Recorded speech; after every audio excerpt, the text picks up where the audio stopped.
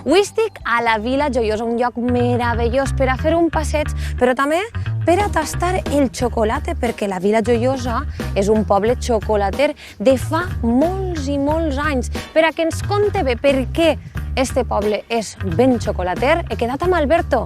Anem a buscar-lo.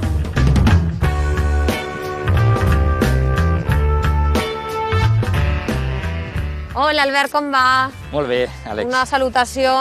Estic així per la vila, quin gust vindre així, passejar una miqueta per primera línia, que bo la platja, que tantes coses aporta com el xocolate, no? Per així arribat.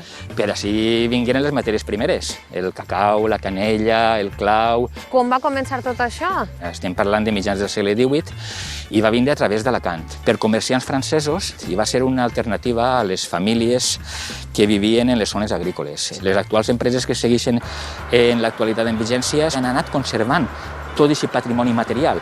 De fet, totes tenen museus. A mi el museu m'interessa, però saps què m'interessa més, Albert? Tastar un poquet de xocolate d'ací de la vila, que està ben bo, eh? Claro, és una magnífica opció.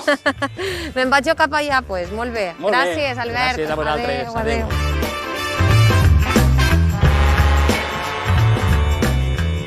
Hola, Gaspar. Com estàs? Bé. Fent una tasseta de xocolate. Que bo veure com està, este xocolate. Boníssim. Però estic veient que així tens de tot. De tot ho tenim. Hi ha que tindre tot per poder vendre alguna cosa, si no, malament. Així tens com un xicotet museu, no, Gaspar? Sí. Ensenya'm un poquet. Una memòria de la Guerra Civil. Havíem 42 fàbriques de xocolata en la vila, avui en quedem 3. I això per a què servia? Portava carbó per calentar la pedra perquè el cacau es desfera més pronte. I una volta amasat, fet oli, li posaven el sucre per fer el xocolata. En això es feia el xocolata a la pedra. Estic veient així que hi ha uns cromos, no? Cada pastilla de xocolata portava un cromo. I estos són dels anys 30? Això són dels 30, sí. En els 60 s'ha menjat molt xocolata per a berenar. I això és l'escena de Dolor i Glòria? No van quitar per posar el nom nostre en la pel·lícula. Molt bé, molt bé. M'haig donat a provar el que són els glars de cacau. Agarreneu, no? Està amarg, eh? Està amarg. Però està bo. Està amarg, està amarg. Vaig a donar-te una altra cosa. Ara dona un poc de provar una altra cosa. Això ja... Això ja és xocolata. Entra un poc més suau. Cacau i sucre i xocolata. Si és que l'aroma cacau enamora a qualsevol. Ja queda res per a complir un somni, enfundar-me el davantal i entrar a una de les 3 fàbriques de xocolata que hi ha ací a la Vila Joiosa. La fàbrica de xocolates Pérez, que a més són artesans xocolaters. Després entrem, però acompanyeu-me, eh? I ha arribat el moment que vos estava comentant durant tot el programa. Per fi entraré a la fàbrica de xocolata d'ací de la Vila Joiosa. Allí m'esperen Gaspar i el seu fill, així que anem cap allà amb davantal posat perquè estic disposada a embrutar-me les mans. Vinga, anem, que amb xocolata això no molesta.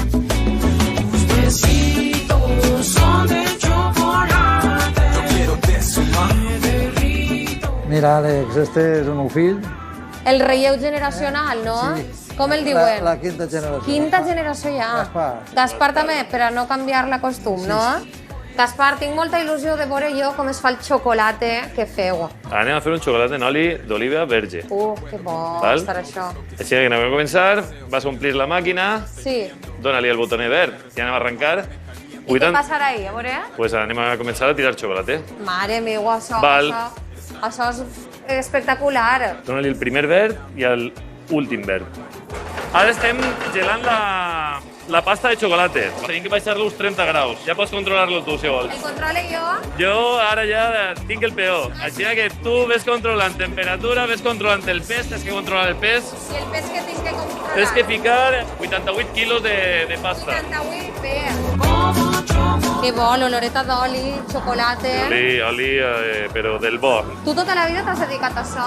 Sí, des de 15 anys o així.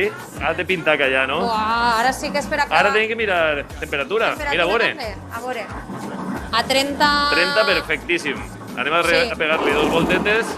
Si baixa, si munta... Està perfecte. I ara què? Pues anem a arrencar a fer tauleta. Ah, sí, ja directament? Sí, clar. Molt bé. No vas a deixar-me tastar aquest xocolate, Clar no? que sí. Sí? Vols tastar-lo? Vull tastar-lo, clar que sí. Posa la mà. Posa la mà, ahí damunt. Nosaltres el tastem així perquè Mare si no... meua, però això... A veure, li pegue xuplar i Sí, està. clar. Nosaltres el tastem així, eh? Uau. Té el toque d'oli. Està boníssim. Perfecte. Està al punt.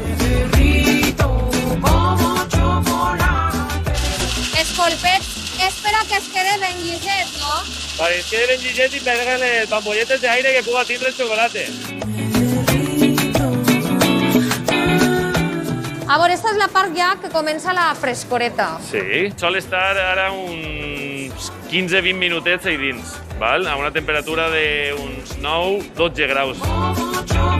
Gaspar, el següent pas quin és? Ja està. Desmotlejant-le. Arres d'ell, en Ahí. dins. I pega-li la volta. Així, Ai, així, mare. molt bé, molt bé. Ai, senyor. Bé, va. Eh?